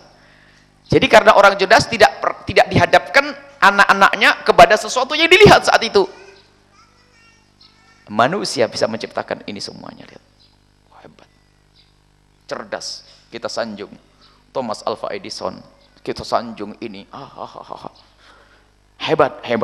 Penemu. Tapi kalau ahli iman langsung disambungkan. Siapa yang menciptakan Thomas Alva Edison? Habis. Siapa yang menciptakan ini? Siapa? Langsung disambungkan kepada Allah Subhanahu wa taala. Itu pendidikan dari Nabi. Ngelihat kucing, subhanallah. Suatu ketika lagi ada Khol Habib Hasan Baharun. Khol yang khusyuk ternyata lebih menarik kucing waktu itu. Karena di hadapan kita kucing kecil sama ibunya gulet dan pura-pura digigit. Anaknya gigit beneran sampai jerit ibunya. Tapi enggak balas ini. Lihat kucing gulet. Ajib. Itulah kasih sayang. Kasih sayang seekor kucing kepada, bahkan yang katanya binatang dengan kejahatannya serigala, tapi ternyata dengan anaknya bisa lemah lembut. Lihat. Itu namanya kasih sayang. Kasih sayang Allah Subhanahu wa taala. Ini termasuk dari kasih sayang Allah. Yang difahamkan Nabi adalah untuk kita selalu belajar. Kalau melihat sesuatu, lihat ada penciptanya, itu Allah, dihubungkan dengan keimanan. Kemudian di sini adalah seorang wanita punya kasih sayang semacam ini, lihat. Ketahuilah bahwa kasih sayang seorang ibu kepada seorang anak, dan itu tidak lain bagian daripada kasih sayang Allah Subhanahu wa taala. Siapa yang menjadikan seorang ibu setelah melahirkan kemudian ada rasa cinta kepada anak, kemudian menyusui, dan siapa yang memberi? Allah. Kasih sayang Allah. Jadi semua kasih sayang Allah. Nah, nanti akan dibahas hadis berikutnya. Jadi Allah itu punya 100 kasih sayang. Dan satunya adalah dibagi-bagi kepada ini semuanya. Kafir muslim dapat. Sehingga seorang kafir pun bisa berkasih sayang dengan istri dan anaknya. Itu bagian daripada kasih sayang Allah yang satu ini dibagi. Cuman yang 99 untuk siapa? Untuk ini loh ahli sujud nanti di akhirat. Satu saja sudah tersebar menjadi bermacam-macam kenikmatan. Satu saja lihat. Sudah dirasakan macam-macam kenikmatan, lihat. Kenikmatan apa saja, mulai dari lidah menelan yang enak, mata memandang yang indah, telinga dengar yang macam-macam. Kita menyentuh hati kita, kulit kita merasakan sejuknya udara pagi dan seterusnya. Indah, indah, indah, indah, indah, indah. Masya Allah, itu semua satu dari 99. Dan nanti akan disempurnakan oleh Allah yang 99 di mana? Di akhirat. Adanya hanya di surga Allah Subhanahu wa taala. Jadi ini satu yang diberikan oleh Allah kepada kita. Satu diberikan kepada kita sehingga kita lemah lembut. Nah, maka dari itu selalulah menghadap kepada Zat yang Maha Kasih. Belajar ilmu kasih dengan Allah. Kasih sayang dari Allah Subhanahu wa taala. Maka jangan sampai ada yang zalim di antara kita. Ada berbuat zalim pada anaknya, suatu ketika mendengar orang ibu bunuh anaknya dan sebagainya, keluar daripada ukuran akal-akal sehat. Baik. Nabi SAW selalu mengajarkan kita untuk belajar dari yang ada di kiri kanan kita. Banyak sebenarnya kita pengen belajar, ya. Hanya kita perlu merenung saja. Contoh suatu ketika kita datang ke negeri kafir, yang saya ceritakan pada waktu yang lalu. Mungkin saat ini lagi heboh, ada orang membuat karikatur, gambar Nabi, segala macam dan sebagainya. Atau orang mengatakan Islam begini, begitu, dan seterusnya. Sebetulnya semuanya itu karena mereka tidak kenal Rasulullah SAW. Kalau mereka kenal Nabi Muhammad, tidak akan melakukan itu semuanya. Dan ternyata yang menjadikan mereka tidak kenal Nabi Muhammad, kita ini tidak menampilkan wajah Nabi. Tidak menampilkan wajah Nabi. Dalam banyak hal, kita tuh ngaku umat Nabi Muhammad kadang mencoreng. Sehingga yang dilihat adalah bukan ajaran Nabi, dilihat ini loh umat Nabi Muhammad. Sehingga betul-betul Islam itu fasil ittiham, menjadi bahan tuduhan. Dituduh dengan bermacam-macam. Padahal ajaran Nabi indah dengan ajaran indah. Contoh, kalau kita negeri kafir, apakah di Hong Kong, Korea, di mana? Bagaimana tertibnya manusia mengatur barisan di saat ngantri di sebuah toko atau naik bis umum itu, ngantri. Sebetulnya ini adalah akhlak Nabi, orang untuk tidak jadi egois. Tahu kamu butuh, yang lain juga butuh. Sekarang rebutan zakat sampai mati kan. Ini bisa ngantri. Islam seperti itu sebetulnya. Islam itu boro-boro ngantri ini. Yang sudah dahuluan nanti gua ambil, sudah tidak pikir yang di belakang nih, dapat habis ini. Kita perlu belajar. Makanya kadang-kadang kita itu sering kebuka mata kita untuk melihat kekurangan di luar. Memang kita harus marah di saat ada Nabi dicaci, Islam dicaci. Akan tapi kita harus benah diri. Kapan kita benah diri? Kapan kita melihat kekurangan kita? Kita pandai melihat sana, wah, urang, bejat, sesat, wah ini, mulai dari semuanya enggak benar. Kalau kata guru kami Habib Ali Al-Jufri, naqdud dzat. Bagaimana kita mengkritiki diri sendiri. Ada orang sering berkata, wah zaman-zaman tidak karu-karuan. Kenapa? Ini tidak ada yang benar, wala pejabat, wah bejat semuanya, ini. Dulu mah ada pejabat baik, Umar Abdul Aziz, baik pejabatnya jahat. Terus siapa yang baik? Ulama juga begitu, khianat, wah politik semuanya, wala habis semuanya. Orang tua mah dulu baik-baik, sekarang anak-anak dulu mah anak bisa berbakti, sekarang anak kurang ajar. Tetangga sekarang tidak mau ngerti urusan, apalagi pembantu, khianat semuanya. Habis, yang baik siapa? Siapa yang baik setelah itu? Habis, karena orang sering bilang, salah. Ini loh, ayo benah diri. Semuanya dikritik. Wah, hebat ngelihat. Kritis dia kita. Sebenarnya kita kurang suka kalau ada ngeritik orang. Gitu. Ayo kita bedah. Hei santri bangun. Hei ustadz bangun. Hei pedagang bangun. Bangun dirimu. Nah inilah. Kita lihat sibuk dengan sesuatu yang di luar sana. Boleh kita cemburu, harus kita cemburu. Ada orang menghina Nabi marah. Cuman mengungkapkan kemarahan itu bagaimana? Jangan sampai kita mengungkapkan kemarahan dengan cara yang salah, sehingga tidak menjadi sebuah sifat mulia. Kita mengungkapkan kemarahan dengan cara yang salah, tidak menjadi sifat mulia, akan menjadi sifat rendah bagi kita. Sehingga ada satu sifat, kita perlu mereaksi kita bagaimana di saat Islam direndahkan. Harus ada marah, harus ada ini. Coba kita harus cerdas bagaimana mengungkapkan kemarahan itu yang bermanfaat dong. Jadi sifat marah itu harus, sehingga menjadikan orang itu tanda cinta, tanda iman. Cuman marah yang ada di hati kita, misalnya Nabi dicaci, ada waktu itu film tentang Nabi SAW, Allah, ada sebuah karikatur Nabi pakai imamah jenggotan, ada bom di atasnya. Innalillah, karena teror. Tidak akan ada orang menggambar seperti itu kecuali pernah dengar kayak begitu. Nah mungkin. Jadi kita itu loh yang membuat Nabi akhirnya digambar seperti itu. Kita. Coba. Nah, jadi ada macam-macam, ada pakai imamah ini bom. Kita yang merusak Nabi SAW. Kita perlu belajar di kita sendiri. Ayo dari rumah kita. Sudah balik ke rumah masing-masing sudah. Urusanmu adalah pemerintah yang ada di dalam negerimu, presidennya kamu, istrimu wakil presiden, menterinya anak pertama, selesai itu. Nggak usah berhayal tentang wah macam, ntar dulu itu. Ini kita perlu membangun di rumah sendiri sudahlah. Ku anfusakum, dirimu sendiri. Jangan kita, memang setan itu dahsyat. Kita sering disibukkan dengan sesuatu yang sebetulnya ada yang lebih penting.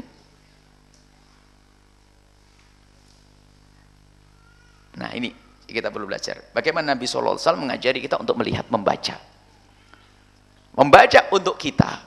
Ini lihat tuh, dan kadang yang disampaikan Nabi itu berkenaan dengan orang yang bersangkutan. Nabi menyampaikan sesuatu, sadar, oh iya sayalah orangnya itu. Ada orang datang pada Rasul, ya Rasulullah, apakah ibadah yang paling baik? Nabi mengatakan jihad di jalan Allah. Ada lagi orang datang, ibadah apa yang paling baik ya Rasulullah? Berbakti ke orang tua. Satu lagi datang, apakah ibadah yang paling baik ya Rasulullah? Sedekah. Loh, pertanyaannya sama, jawabannya beda. Kenapa? Nabi mengajar baca diri. Dan Nabi dengan wahyu. Yang pertama itu, kenapa dijawab oleh Allah jihad di jalan Allah? Ini orang di saat ada kerja bakti sembunyi di belakang, di dapur sana. Kalau di pondok, semuanya diajak kerja bakti diajak perang, sembunyi. Makanya di saat datang kepada Nabi, paling bagusnya ibadah adalah perang. Oh saya itu berarti. Ada lagi kalau ngomong sama ibunya nggak enak, gara-gara sudah menikah tuh, lihat sering lupa sama istri ibunya. Datang ke Nabi, ya Rasulullah, apakah ibadah yang paling baik? Bakti ke orang tua. Dek saya lah. Satu lagi, Masya Allah, senang cerita, saya punya koleksi mobil, saya punya koleksi tas, saya punya koleksi, wah, cerita tentang kekayaannya, alhamdulillah saya baru buka perusahaan di sana. Tanya, ibadah apa yang paling baik? Sedekah. Ente sedang ngumpulin, tidak pernah ngeluarin tuh. Orang pelit. Jadi begitulah. Jadi belajar bagaimana Nabi sendiri kalau memberikan nasihat untuk mengajari, ayo koreksi. Dan jangan sekali-kali hadir ke majelis ini hanya untuk memandang orang.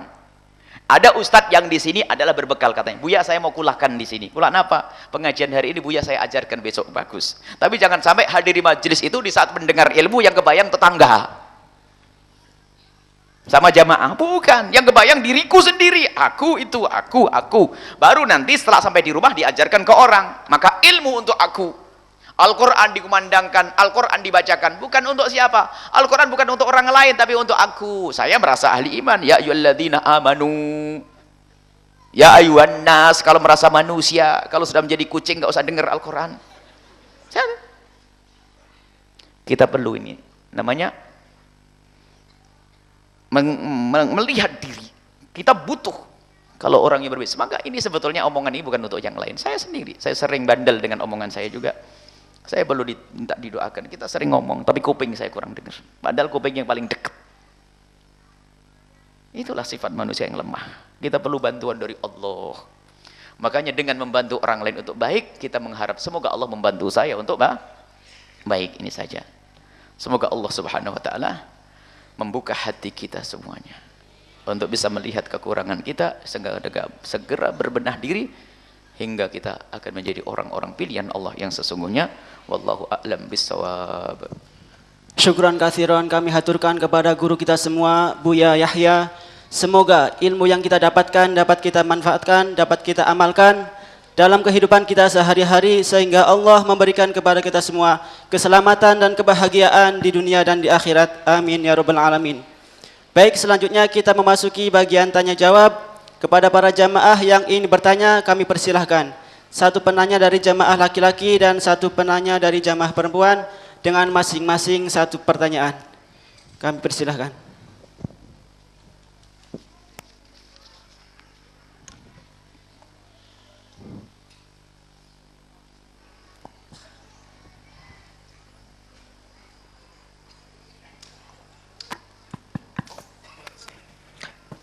Assalamualaikum warahmatullahi wabarakatuh. Waalaikumsalam.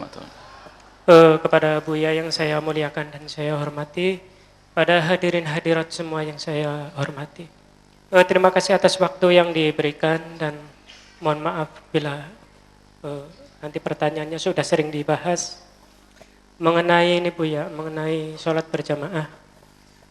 Di dalam Al-Quran bahwa wa'mur ahlaka bis-sholah wastabir 'alaiha la nas'aluka rizqan nahnu narzuquka wal aqibatu littaqwa. Tapi begini Buya, saya mohon dijelaskan mengenai lafaz wastabir 'alaihanya gitu. Jadi kadang sholat di musola itu kan begini Buya. Kebetulan di rumah saya itu dekat musola, kemudian yang namanya jamaah kan kadang ada anak kecil, kemudian seorang imam yang agak, ya udah pujian agak lama tapi belum datang gitu. Apakah itu masuk dalam mastabir alaiha Buya? Kemudian apabila imamnya itu cepat itu bagaimana? Misalnya kan dalam sholat berjamaah waktu tarawih itu imam itu cepat. Jadi saya itu kalau baca Al-Fatihah kadang tertinggal. Kemudian bacaan tasbih waktu ruku, waktu sujud, doa waktu i'tidal dan doa waktu duduk di antara dua sujud juga tertinggal. Mohon dijelaskan, terima kasih. Kurang lebihnya mohon maaf. Wabillahi taufiq wal hidayah. Wassalamualaikum warahmatullahi wabarakatuh. Salam.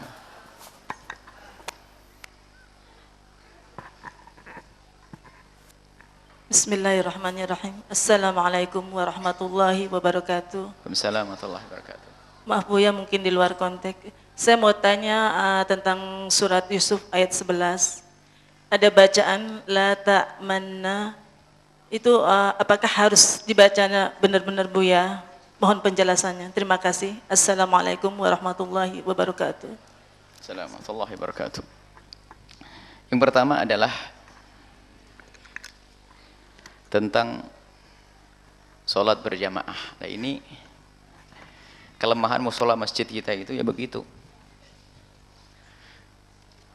Imamnya terlambat, ujian sampai tenggorokannya putus. Nah, giliran ada orang lain yang akidahnya aneh-aneh masuk baru ngamuk dia. Kita ini suka ngamukan. Kenapa kita tidak benar? Memang masjid kita harus rapi, tertib. Kader orang yang punya bacaan bagus untuk jadi imam. Ada orang yang akidahnya sesat dan menyesatkan, akan tapi dia peduli dengan masjid. Tiba-tiba masuk masjid, tinggal di masjid tersebut, menguasai masjid, tiba-tiba larang maulid Nabi dan sebagainya. Lah itu jangan dikatakan mereka kuat, yang lemah adalah kita. Itu tidak di situ tok, itu banyak kejadian begitu. Sampai yang tukang adzan cuma iqamah itu sampai tenggorokan belum datang. Akhirnya Pak Toleh sana sini nggak ada, sudah langsung komat. Allahu Akbar. Setelah komat jadi imam. Yang adzan dia sendiri, yang komat juga dia, yang jadi imam dia, makmumnya malaikat. Itu ada. Kadang subhanallah, tidak tertib waktunya, itu harus tertib, awal waktu paling bagus. Anggap sekarang sudah ada undang-undang, setiap masjid setelah 5 menit, 10 menit langsung qomat. Jadi semua orang tahu. Jangan nunggu imam yang datang, kalau nunggu imam yang datang dijamin masjid nggak bisa ramai dan tidak ada disiplin waktu. Sebab orang kadang-kadang pengen tepat waktu, saya ke masjid langsung pulang selesai, masjid pulang selesai. Tapi karena sudah kebiasaan imamnya kadang-kadang ini, jadi pujian seperempat jam imamnya baru datang dari sawah, mandi dulu. Habis mandi, sudah terlanjur buatin kopi sama istrinya. Ntar dulu, udah apa-apa, biar banyak pahalanya yang selawatan. Oke, enak bener tuh. Nah, ini masjid kita kayak begitu tuh. Sudah begitu waktu sholat tarawih ngebut. Nah ini masalah di masjid kita, sudah. Jadi kalau yang semacam itu, memang kita harus sabar-sabar mendidik orang sholat. Dan sabar dengan sholat, tapi bukan maknanya sabar itu berarti kita menunda-nunda waktu. Justru sabar kita di dalam melaksanakan sholat adalah bagaimana kita tinggalkan pekerjaan untuk tahu awal waktu. Semuanya kita pikirkan demi sholat. Sampai dijadikan sholat itu adalah penyejuk hatinya. Nabi itu hiburannya dalam sholat. Jadi kalau ada waktu sholat terasa lama, Sayyidina Rasulullah selalu bertanya, Bilal, arih Nabi sholat. Kok belum waktu sholat? Jadi hiburannya adalah sholat. Ini baik. Jadi hendaknya kita peduli dengan waktu sholat. Biasakan sholat itu awal waktu, sehingga sholat awal waktu itu adalah lebih utama. Waktul fadilah. Biarpun waktu zuhur dan waktu isya. Memang ada pendapat, waktu zuhur adalah diakhirkan sedikit agar tidak terlalu panas, sebab panasnya mentari itu adalah termasuk min faihi jahannama, itu termasuk dari api jahannam. Akan tapi ternyata riwayat ini dipadu dengan riwayat lain, tetap awal waktu adalah sunnah. Sebab panasnya, kalau sudah terik di padang pasir, biarpun asar masih panas itu. Pasir masih panas, jam 3 masih panas. Maknanya apa? Maknanya bukan berarti kita harus menunda waktu, mengakhirkan waktu termasuk sholat isya. Memang pernah terjadi pada zaman Nabi, ada orang menunda sholat isya untuk menunggu jamaah karena tidak ada lain. Masuk akal. Dan bisa yang semacam itu. Tapi dalam keadaan normal hendaknya biasakan sholat itu di awal waktu. Kecuali sesaat misalnya sudah dikumpulkan orang, dan ini yang dilakukan oleh para ulama-ulama, pengajian habis maghrib. Tak tahu setelah itu isya, adzan, setelah adzan ditunda sedikit mundur. Karena apa? Ini jaga untuk kesempurnaan sholat. Jadi nggak apa-apa melanjutkan pengajian atau di sebuah pesantren itu ditunda waktunya, tapi untuk sebuah tujuan. Tapi sudah ditentukan jamnya. Sebab sering terpotong habis maghrib, tak taunya langsung sholat. Bubar biasanya anak-anak. Karena mereka perlu belajar, bolehlah isyaknya diakhirkan sedikit. Tapi ada waktu yang jelas. Jam begini hendaknya sholat. Kalau jamnya nggak ditentukan, orang pada malas. Ayo Pak berangkat, ntar kadang-kadang nunggu masih lama. Udah kita anu dulu aja doh. Maka bikin mie dulu, giliran bikin mie komat, bubar nggak jadi sholat. Perlu disiplin ya. Kalau sudah ada disiplin, pokoknya setelah adzan, dan adzan hendaknya awal waktu. Adzan itu awal waktu. Kalau pengen diangkat di menara itu awal waktu. Kalau sudah kelewat waktunya agak lama diangkat di menara, makruh, bikin orang bingung. Ada di kampung-kampung jam 4:30 ada adzan. Allahu Akbar. Adzan maghrib belum ya. Apa? Asar. Oh, baru pulang dari sawah rupanya. Makruh. Adzan awal waktu. Makanya tukang adzan yang digaji dengan tukang adzan yang gratis beda cara adzannya. Kalau tukang adzan yang digaji wajib, dia memperhatikan waktu. Kalau tertunda menjadi haram gajinya. Ayo. Karena dia itu untuk memberi waktu, menjelaskan waktu sholat. Digaji. Kalau gratis, ya tidak dapat keutamaan awal waktu. Dapat kesunahan adzan. Beda ya. Makanya abda, pahala sunnah lebih gede dari pahala fardu, itu ada beberapa hal. Di antaranya, orang mengucapkan salam hukumnya sunnah, tapi pahalanya lebih gede dari yang menjawab wajib. Dua adalah orang kalau temannya punya hutang, jadi kalau kita memberi tempo, misalnya teman kita punya utang nggak bisa bayar karena fakir, wajib bagi kita untuk memberi tempo. Nggak apa-apa, bayar aja bulan depan, tapi nggak boleh pakai tambahan. Hukumnya wajib, nggak boleh kita maksa harus bayar. Nah ini kadang-kadang kita nggak punya ilmu, temennya sudah melarat malah dijabel, diambil tanahnya, diambil motornya, nggak bisa kerja. Kalau kita dari awal meminjamkan uang kepadanya untuk menolong, di saat dia tidak mampu, fanadhiratun ila maisarah, wajib kita beri tempo. Sudah enggak apa-apa. Pun pada dasarnya waktu saya minjemi kepadamu adalah untuk nolong. Kalau kamu tidak bisa sekarang karena memang enggak punya duit, bayar bulan depan atau tahun depan. Wajib. Tapi ada sunnah lebih gede pahalanya. Apa? Enggak usah ente bayar. Nah, lebih gede pahalanya. Termasuk tukang adzan. Tukang adzan itu kalau nggak pakai gaji, adzannya jadi sunnah, melaksanakannya bukan adzan. Kalau adzan sunnah memang. Melaksanakan adzannya tukang adzan yang gratis hukumnya sunnah. Tapi yang dapat gaji hukumnya wajib. Makanya pahala sunnah di sini lebih gede daripada wajib. Baik. Nah, itu diantaranya. Kemudian kalau ada sholat tarawih ngebutnya sampai nggak karu-karuan, baca Qur'annya nggak benar. Amin. Hukumnya bagi makmum adalah haram mengikut. Dan bagi imam pun kalau tidak mentakzir, imamnya dosa. Jadi kalau ada imam ngebut itu langsung dibawa ke mahkamah, di rotan gitu. Imam Nawawi jelaskan itu. Karena dia membaca Al-Quran main-main, lahan haram hukumnya. Maka kita bermakmum dengan orang yang ngebut. Ngebut itu hurufnya nggak kebaca. Kalau misalnya masih cepat saja, Bismillahirrahmanirrahim, Alhamdulillahirabbil alamin, Arrahmanirrahim, Maliki yaumiddin, masih kebaca enggak? Amin. Amin.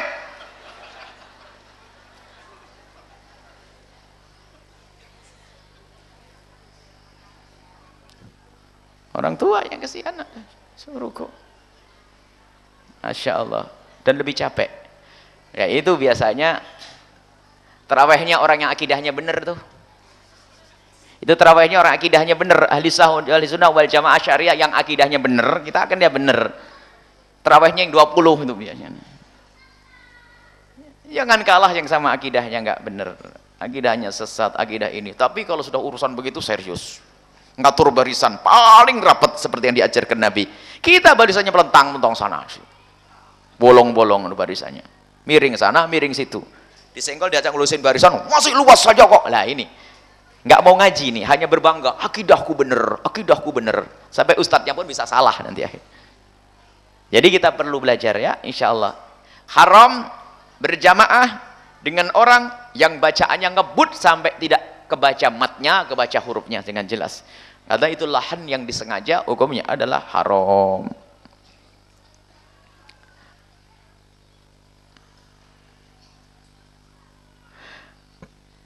Pertanyaannya, maknanya atau apanya tadi? Baik, penjelasannya. Jadi penjelasannya bahwasanya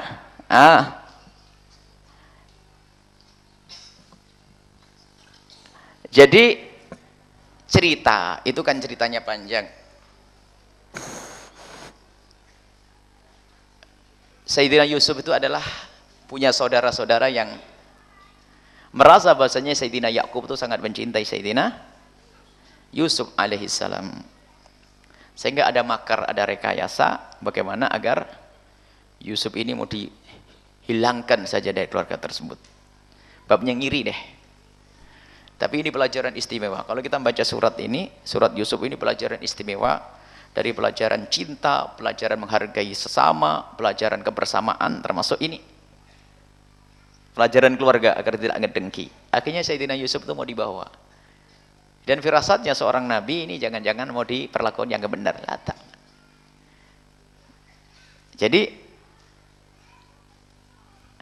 bahaya Bapak, kenapa kok tidak merasa aman dengan keberadaan saya sebagai keluarganya yang membawa Yusuf? Merasa kok kenapa kok enggak curiga Pak Abah? Saya itu akan selalu menolong Yusuf nanti. Ini adalah firasatnya Sayyidina Yakub alaihissalam. Kemudian setelah sampai di tempat, Sayyidina Yusuf dimasukkan ke sumur. Setelah itu dibawakan bajunya yang dilomari dengan darahnya kambing. Lalu mengatakan Yusuf dimakan oleh serigala. Ya ini ada pendidikan bahwasanya keluarga jangan sampai ada yang ngiri di antara kita. Maka yang diiri itu akan menjadi lebih mulia dari yang lainnya. Ada orang itu di dalam sebuah keluarga itu yang jahat bersekongkol. Biasanya ini adalah orang yang paling dicintai oleh ayahandanya. Di sisi lain pendidikan juga yang dihadirkan di sini, para orang tua tidak boleh tidak adil kepada anak-anaknya. Orang tua tidak boleh tidak adil kepada anak-anaknya yang menjadikan anak-anak pada ngiri dengan anak bontot tersebut atau anak yang paling disayang. Ini ada sebagian orang tua itu, kalau sudah sayang sama anaknya, ya sudah, sayang, berlebihan. Sehingga yang lain itu tuh, kalau sudah dia, pasti dia, bisa, pasti dia. Giliran bapak ibunya mati, rebutan waris. Nah, ini pendidikan. Maka anak itu menjadi ngiri itu bisa saja ada sebabnya. Tapi juga bisa saja karena memang tabiatnya jelek sudah. Tabiatnya jelek, maka jangan menjadi yang jelek. Diberi contoh, lihat, yang Nabi Yakub pendidikannya benar. Dan Nabi Yusuf akhlak yang paling benar. Tapi ternyata diiri oleh saudaranya. Tapi yang diangkat pertama adalah siapa? Nabi Yusuf. Dan nanti yang menolong saudaranya adalah juga Nabi Yusuf. Nah, ini adalah makna yang dihadirkan. Kemudian kalau cerita ada satu tafsir khusus tentang surat Yusuf ini, ada beberapa ulama mengambil istinbat dari keindahan bahasa di dalamnya. Memang Al-Quran semuanya indah, cuma itu ada isyarat-isyarat yang luar biasa dihadirkan tentang surat Yusuf. Pendidikan tentang bagaimana mengekang hawa nafsu, syahwat, kisah Siti Zulaikha dengan Sayyidina Yusuf alaihissalam, bagaimana tengah orang terpesona, sampai bagaimana takwil mimpi. Ini kan itu ada di situ semua, takwil mimpi. Ada orang hidupnya sama mimpi ya, mimpi, dikit-dikit mimpi, pusing sampai hidup dengan mimpi saja. Hidupmu tidak dengan mimpi, akan tapi dengan alam nyata. Bagaimana dengan mimpi? Kalau mimpi itu adalah sesuai dengan yang menakwilinya. Baik. Nah, Yusuf itu adalah orang yang sangat dicintai oleh ayahandanya. Pelajaran yang lain, ternyata orang yang dicintai oleh orang-orang yang soleh itu justru cobaannya besar. Hati-hati. Kalau orang dicintai oleh orang-orang baik, cobaannya gede. Dicintai oleh Allah Subhanahu wa taala, cobaannya besar. Kalau orang dicintai oleh Nabi Muhammad, cobaannya gede. Ini paling dicintai Nabi Yusuf, cobaannya besar. Jadi kalau belum mendapatkan cobaan, maka juru dakwah itu insya Allah dicintai oleh Allah dan Rasulnya. Maka harus siap dengan cobaan-cobaan. Semakin Anda dekat kepada Allah Subhanahu wa taala, maka di situ akan ada cobaan. Cobaan Allah, idza ahabba 'abdan ibtalah. Allah kalau mencintai seorang hamba diuji untuk diangkat terus pangkatnya tinggi. Jadi ini kalau kita dalam sebuah keluarga, baik keluarga nasab atau keluarga besar, maka ketahuilah jangan sampai ada di antara kita yang berbuat dolim kepada sesama, maka dia akan rendah. Tapi untuk menata hati, di saat Anda didolimi, di saat Anda disakiti, di saat Anda mau digonjing, saat ketahuilah itu kabar gembira, suatu ketika Anda akan melonjak. Jadi Nabi Yusuf menguasai Mesir saat itu, sampai adik-adiknya semuanya, keluarganya bakal datang. Ini adalah pendidikan dalam keluarga. Hei bakal keluarga, kalau ada yang didolimi oleh keluarganya, nyantai. Saya ingatkan bahwasanya setan tuh kalau masuk ke neraka pinter, tapi ini Nabi Yusuf kisahnya. Setan kalau masuk ke neraka pinter. Misal ada orang ngerebut waris, yang ngerebut waris adalah di dalam neraka. Ternyata setan nggak puas, yang direbutkan mestinya ahli surga karena barangnya diambil dia. Ternyata setan nggak mau, kamu sudah direbut, duitmu nggak boleh masuk surga, kamu harus masuk neraka. Caranya gimana? Setiap hari gunjing yang ngerebut waris, omongin terus itu biarpun naik haji, tapi kan duit kita, ayo ada anak yang duit kita. Nah ini, jadilah Nabi Yusuf, dia tetap sabar, lapang dada, tidak menggunjing, tidak marah, tahu diceburkan, tidak ada dendam di dalam hatinya nih. Tidak ada dendam. Kadang-kadang setan masukkan tuh, yang direbut warisnya masuk neraka juga. Kelompok yang direbut warisnya tuh, aduh paling jahat tuh. Semuanya menggunjing, masuk neraka juga setan sedang. Nah, itu masuk neraka gara-gara buat waris, ini masuk neraka gara-gara apa? Menggunjing. Mula-mula ini saudaranya Yusuf, kata setan, harus masuk neraka. Tak taunya Allah punya Nabi Yusuf. Gara-gara Nabi Yusuf, saudaranya jadi masuk surga semuanya. Kan begitu, lihat. Jadi inilah pendidikan yang luar biasa di dalam hal keluarga. Sering keluarga kita temukan orang berantem dan sebagainya. Baik, ini ada pertanyaan dari Brunei. Bagaimana hukumnya mengusahakan keinginan umrah orang tua? Memang bukan kewajiban bagimu mengumrohkan orang tuamu. Akan tetapi tanda kasih dan cinta atau untuk menyenangkan orang tua adalah sesuatu yang besar di hadapan Allah. Sampai katanya mengesampingkan keinginan istri beli motor. Tidak wajib bagimu untuk belikan motor istri, Pak. Yang wajib adalah memberi nafkah, makan dan seterusnya. Hidup tidak harus pakai motor, ada angkot kan.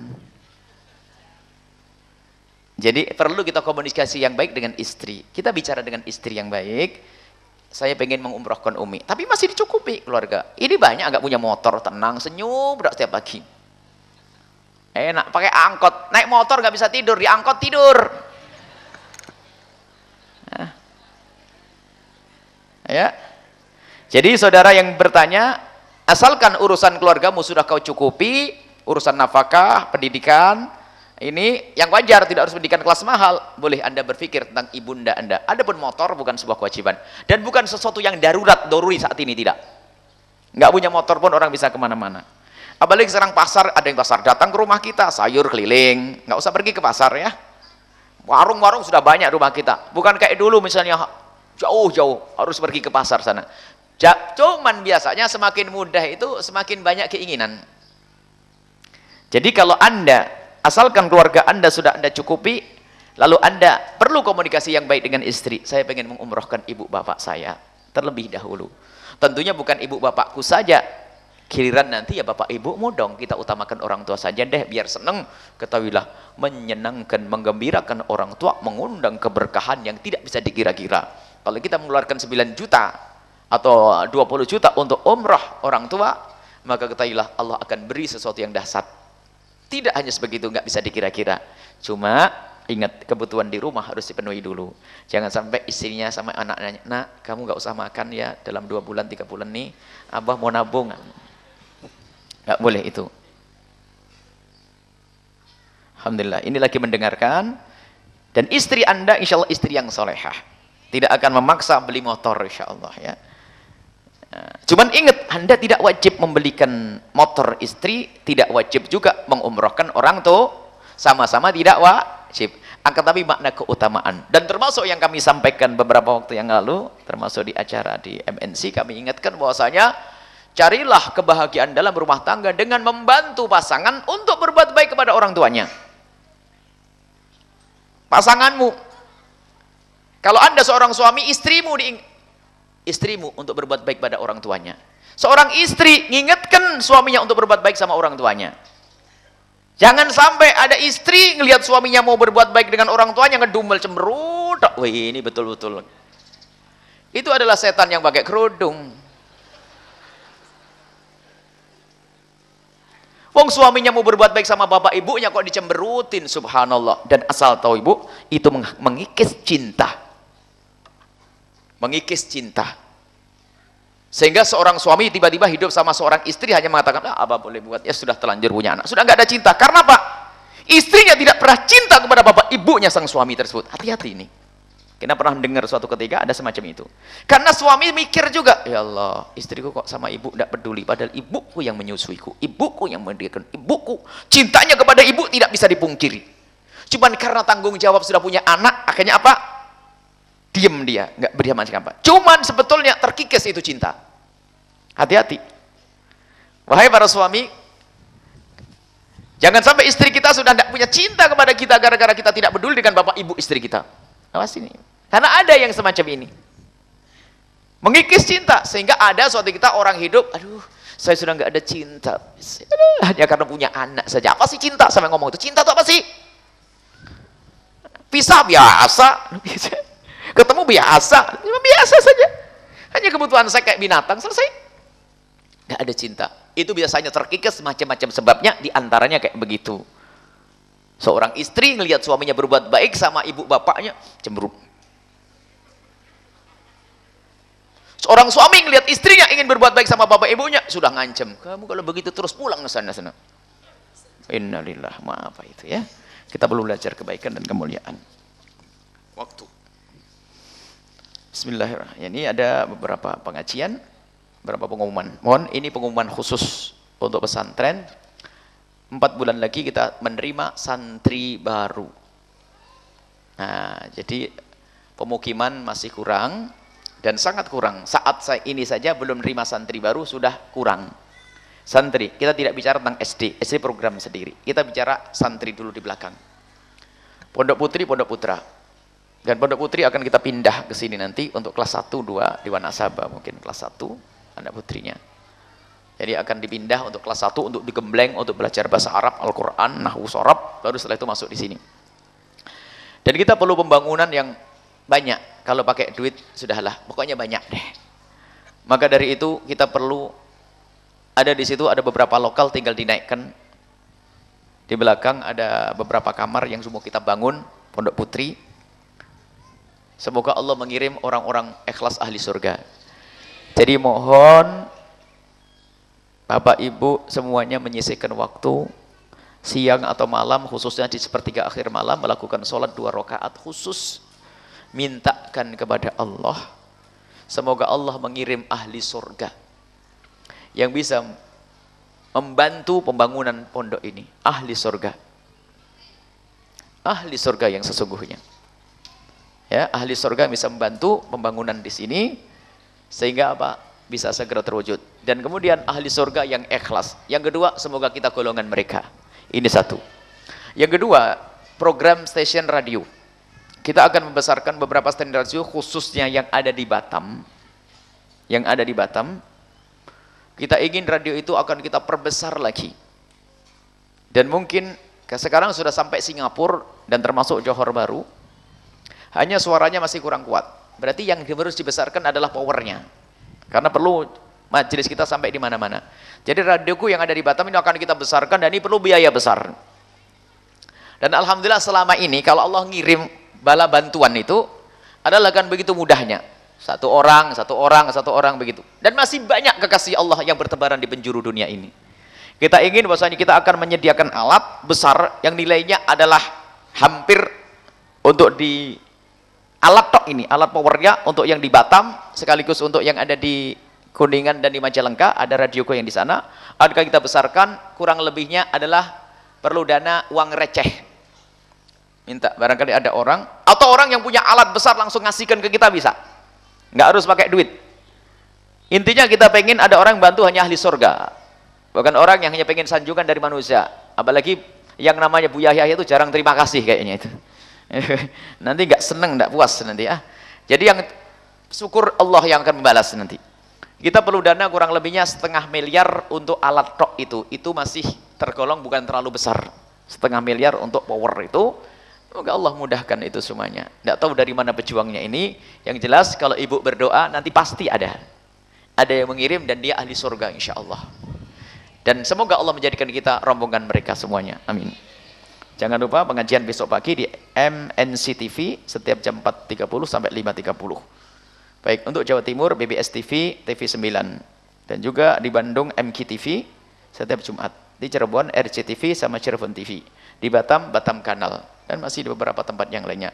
Dan para pendengar dimanapun Anda berada, di Tulungagung, di Sulawesi, di Sumatera, dan dimanapun Anda berada, semoga Allah senantiasa mempertemukan kita dalam program kemuliaan ini. Dan semoga Allah mengirim kepada kita pasukan-pasukan yang berjuang dalam kemuliaan yang ikhlas. Baik, mari kita tutup dengan doa. Jangan lupa nanti malam pengajian di Masjid Alun-Alun Cirebon dengan Habib Zaki. Pengajian fikih. Pengajian khusus dengan Umi di Islamic Center Kota Cirebon Kamis depan. Majelis Tausiah dan Dzikir Al-Bahjah di Cirebon Suranenggala Purwaninangun. Maulid Akbar Al-Bahjah 2 jangan lupa Februari depan, 15 Februari atau 26 Rabiul Tsani. Bismillahirrahmanirrahim.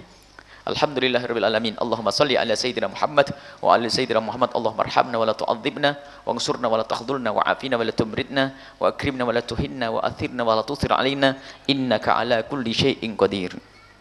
Allahumma ya Allah. Ya Allah yang menyaksikan kami saat ini, Allah. Ya Allah, sungguh Engkau Maha Kasih. Sangat luas rahmat-Mu ya Allah. Maka kami mohon, jadikan kami semua adalah golongan-golongan hamba-Mu yang akan senantiasa mendapatkan rahmat-Mu di dunia ini. dan rahmat-Mu kelak di surga, di akhirat ya Allah. Ya Allah, jangan Kau jadikan kami hamba-hamba yang putus asa ya Allah. Kami sadar kami banyak dosa ya Allah, dan sungguh jika kami melihat kekurangan kami dan dosa kami, kami malu menghadap-Mu ya Allah. Akan tapi kami tahu ya Allah, yakin Engkau Maha Pengampun dan sangat luas dengan rahmat-Mu, maka kami menghadap kepadamu. Ampuni kami ya Allah, hapus dosa-dosa kami di dunia ini Allah, hingga kami di saat Kau cabut nyawa kami menuju alam barzahmu tanpa dosa lagi, hingga kami Kau kiring di padang mahsyar tanpa beban lagi ya Allah. Kami setiap saat melakukan dosa, akan tapi Engkau pun setiap saat memberikan pengampunan. Maka kami mohon ampuni kami dan ampuni kami. Hentikan kami dari segala dosa dan kemaksiatan. Ya Allah bersihkan hati kami ya Allah.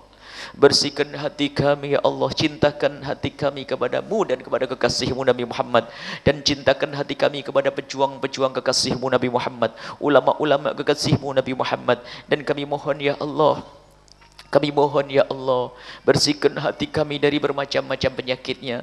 Bersihkan hati kami dari dengki dan dendam ya Allah. Dari dengki dengan saudara kami, dengki dengan sesama kami, dengan sahabat kami, dengan tetangga kami. Jauhkan kami dari dengki yang menghabiskan pahala itu ya Allah. Dan jauhkan kami dari menggunjing kepada sesama kami. Jauhkan kami dari berbuat zalim kepada sesama kami.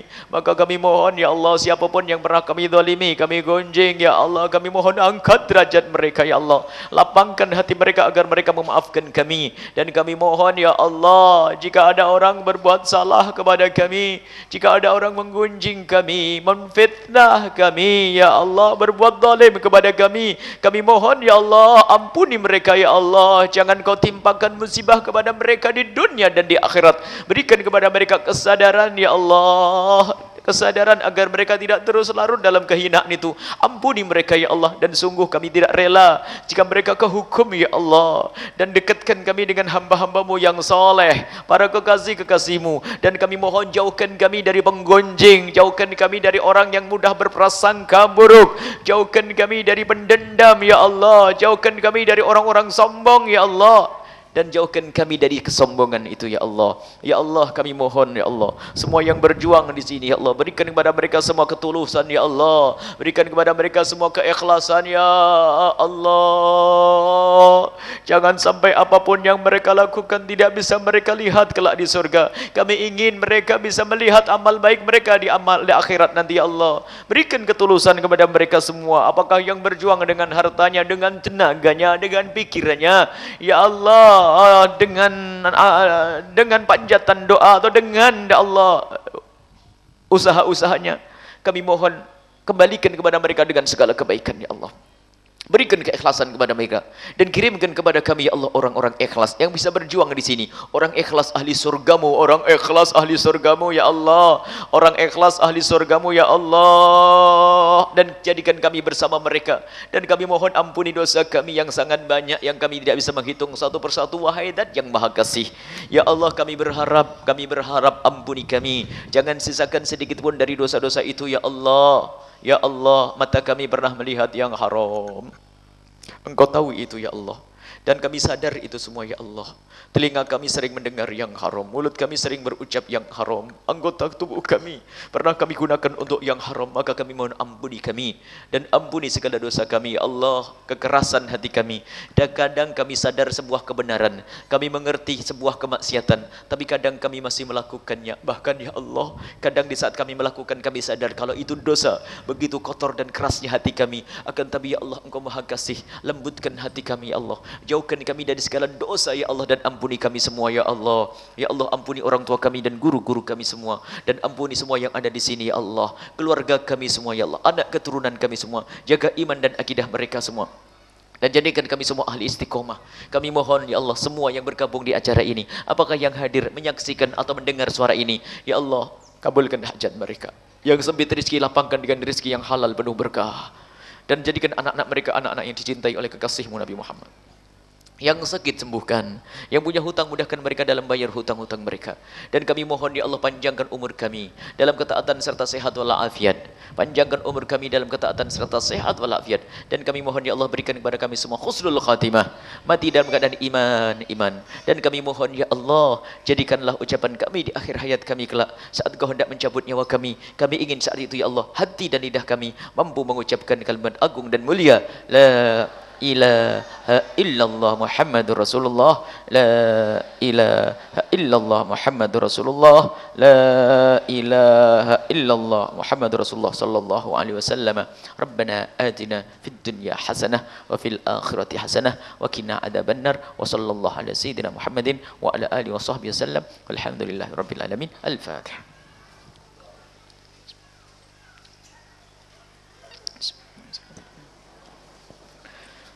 Terima kasih, mohon maaf, mohon doa selalu, wabillahi taufiq hidayah. Assalamualaikum warahmatullahi wabarakatuh.